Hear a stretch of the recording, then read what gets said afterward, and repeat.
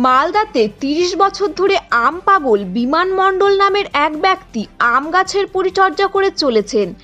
নেশা তার বিরল প্রজাতির আম গাছ সংগ্রহ করা। তার সংগ্রহ করা রয়েছে প্রায় ১১৫টি প্রজাতির আম গাছ।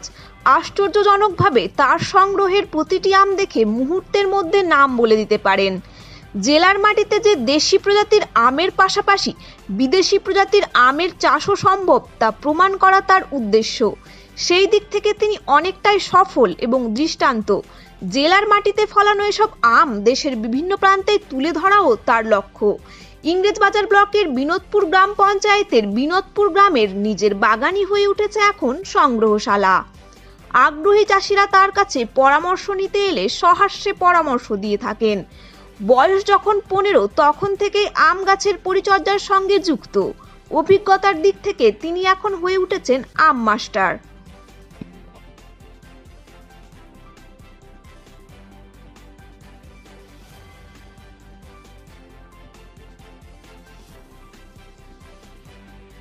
আমার বাগানে মোটামুটি সব বাগান মিলে ১১৫ রকমের ভ্যারাইটি আছে। তার মধ্যে মানে দেশি ভ্যারাইটিটাই বেশি এবং বিদেশেরও বেশি ভ্যারাইটি আছে, থাইল্যান্ড, জাপান, বাংলাদেশ, এবং আমাদের পার্শ্ববর্তী রাজ্য মুর্শিদাবাদ, মহারাষ্ট্র, পার্শ্ববর্তী জেলা মুর্শিদাবাদ আর মহারাষ্ট্র কিছু ভ্যারাইটি আছে। আমাদের দেশীয় প্রায় আনকমন যেগুলো ভ্যারাইটি সেগুলোর মধ্যে কী কী আছে?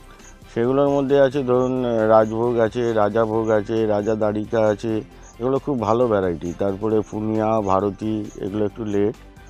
আর সবথেকে লেট ভ্যারাইটি হচ্ছে বৃন্দাবনী। বৃন্দাবনীটা এখনও আরও আজকে হচ্ছে জুলাইয়ের ৯ তারিখ। ওটা মোটামুটি আপনার জুলাই মাসের শেষে পাকবে বা আগস্ট চলে আসে পাকতে পাকতে। সেই জন্য মানে মূলত দেশের লোক আমাদের যারা অমৃতি এলাকা ওরা সাধারণত বৃন্দাবনী চাষে এখন খুব ঝুঁকে পড়েছে।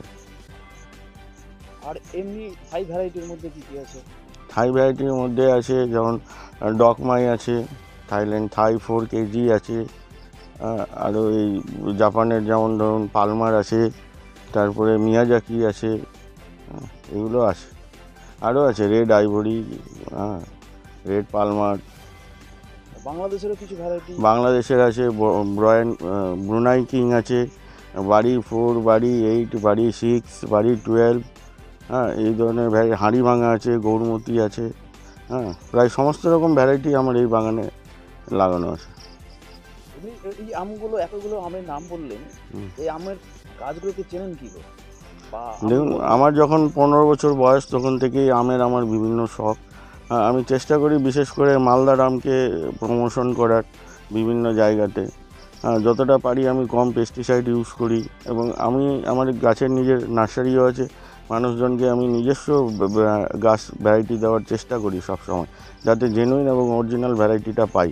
কারো যদি অবিশ্বাস থাকে তো এসে আমি গাছে ফল দেখিয়ে দিই, যেমন আজকে আপনাকে ফল দেখালাম।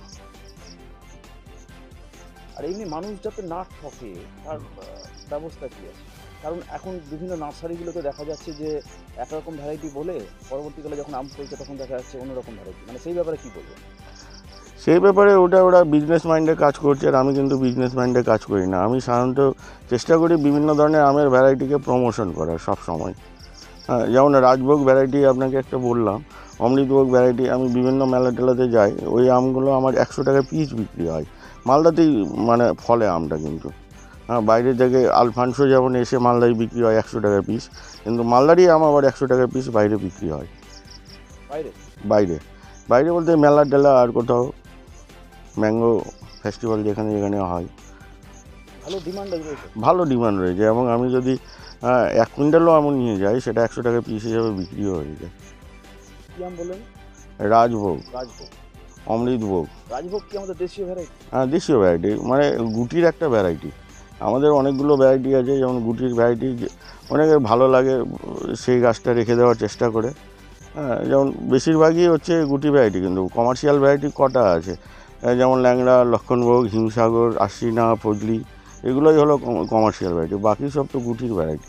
গুটির মধ্যে যে যেমন পেরেছে নাম দিয়েছে। তো চাষিরা যদি রাজভোগ নিয়ে উৎসাহ দেখান তাহলে কি ভালো মানে লাভবান হতে পারবে? লাভবান হবে, কিন্তু কমার্শিয়ালি লাভবান হচ্ছে না। কারণ আমি যতই ভালো আম দিই এখানে বিক্রি করি, সবাই বলে গুটি আম। আমি যদি এই কী বলে মিয়াজাকিকেও বাজারে নিয়ে গিয়ে যদি বিক্রি করি, যেটা মিয়াজাকি, যে কিনবে যদি 2000 টাকা দাম চায়, তো এটা তো গুটির ভ্যারাইটি। আমাদের গুটির সঙ্গে সব কিছু মিল আছে। হ্যাঁ,